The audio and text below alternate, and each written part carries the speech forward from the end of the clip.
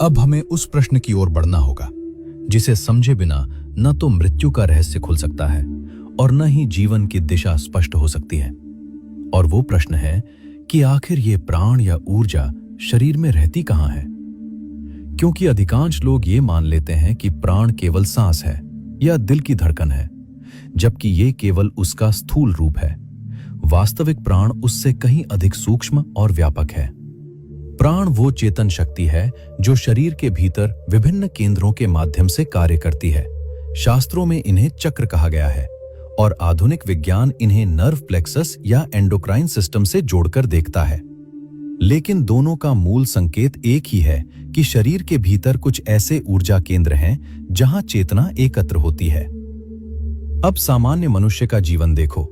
उसका पूरा ध्यान पेट भरने, डर से बचने, भविष्य सुरक्षित करने और वासना की पूर्ति में ही बीत जाता है। इसलिए उसकी ऊर्जा स्वतः ही नीचे की ओर खिंची रहती है।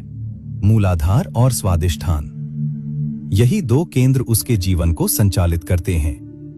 मूलाधार अस्तित्व से जुड़ा है, मैं बचा रहूं, और स्वादिष्ठान भोग से जुड़ा है, मुझे सुख चाहिए।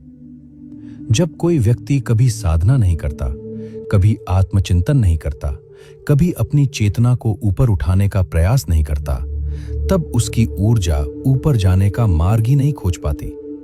वो जीवन भर नीचे के ही केंद्रों में घूमती रहती है। अब जब मृत्यु आती है तो वही ऊर्जा जिस स्थान पर सबसे अधिक समय तक केंद्रित रही होती है, वहीं से बाहर निकलने का प्रयास करती है।